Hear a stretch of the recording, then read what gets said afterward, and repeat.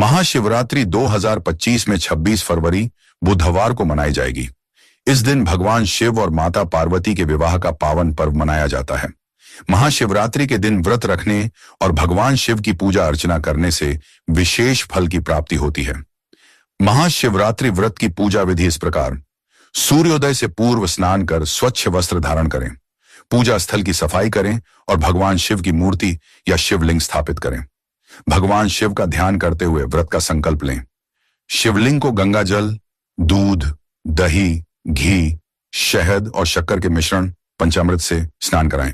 शिवलिंग पर बेलपत्र, धतूरा, भांग, सफेद पुष्प, अक्षत, चावल और रुद्राक्ष अर्पित करें। एयूएम नमः शिवाय मंत्र का 108 बार जाप करें। महामृत्युंजय मंत्र, रुद्राष्टकम और शिव चालीसा का पाठ करें। रात्रि के चारों प्रहरों में भगवान शिव की पूजा करें, भजन कीर्तन करें और शिव पुराण का पाठ करें। अगले दिन प्रातः व्रत पारण करें, गरीबों को भोजन कराएं, वस्त्र दान करें और शिवलिंग पर जल अर्पित करें। भगवान शिव को प्रसन्न करने के लिए विशेष रूप से 3 चीजें अर्पित करनी चाहिए।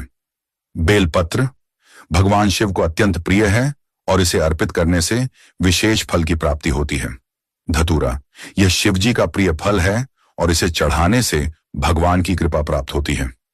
भांग शिवजी की पूजा में भांग का विशेष महत्व है और इसे अर्पित करने से भगवान शिव प्रसन्न होते हैं। महाशिवरात्रि से जुड़ी एक प्रसिद्ध कथा बहुत समय पहले की बात है। दक्षिण भारत के घने जंगल में एक शिकारी रहता था। उसका नाम गुरुदत्त था और वह अपने परिवार के लिए शिकार करके भोजन लाया करता था। उसके जीवन का एकमात्र उद्देश्य था अपने परिवार को भोजन उपलब्ध कराना और जंगल में जीवों का शिकार करना। उसे इस बात का कोई ज्ञान नहीं था कि धर्म और भक्ति क्या होती है। न ही उसने कभी किसी मंदिर में जाकर पूजा अर्चना की थी।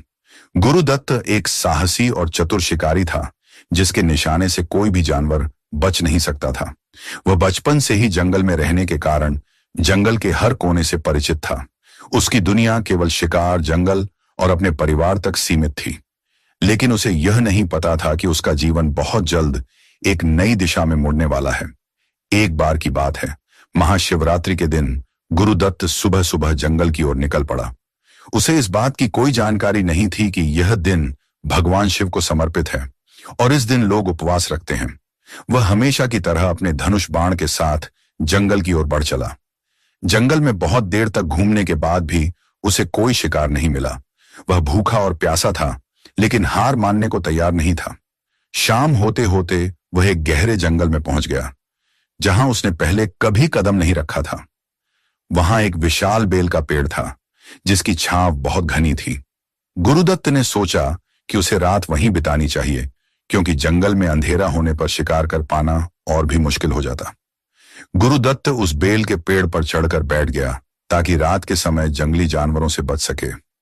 उसे इस बात का अंदाजा नहीं था कि जिस पेड़ पर वह बैठा है, उसके ठीक नीचे एक प्राचीन शिवलिंग स्थापित था।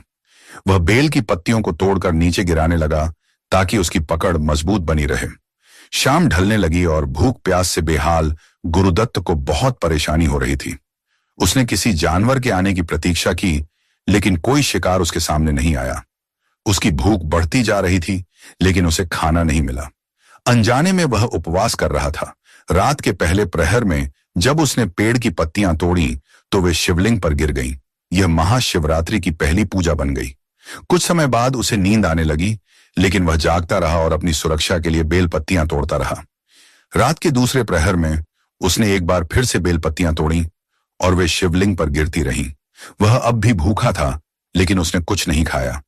रात के तीसरे प्रहर में भी यही क्रम जारी रहा। शिकारी अब बहुत थक चुका था, लेकिन उसने हार नहीं मानी और पूरी रात जागता रहा। उसने अनजाने में शिवरात्रि का व्रत, जागरण और पूजा कर ली थी। रात के चौथे प्रहर में अचानक एक अद्भुत घटना घटी।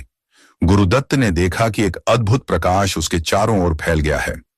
उसने नीचे झांक कर देखा तो उसकी आंखें आश्चर्य से खुली रह गईं। शिवलिंग के ऊपर एक दिव्य प्रकाश फैल रहा था और उसी समय भगवान शिव स्वयं प्रकट हुए। गुरुदत्त डर के मारे कांपने लगा। उसने कभी सपने में भी नहीं सोचा था कि भगवान शिव उसे अपने दर्शन देंगे। वह तुरंत पेड़ से नीचे उतरा और भगवान के चरणों में गिर पड़ा। भगवान शिव ने प्रसन्न होकर कहा, हे शिकारी, तुमने अनजाने में ही सही लेकिन पूरे विधि विधान से मेरी पूजा की है।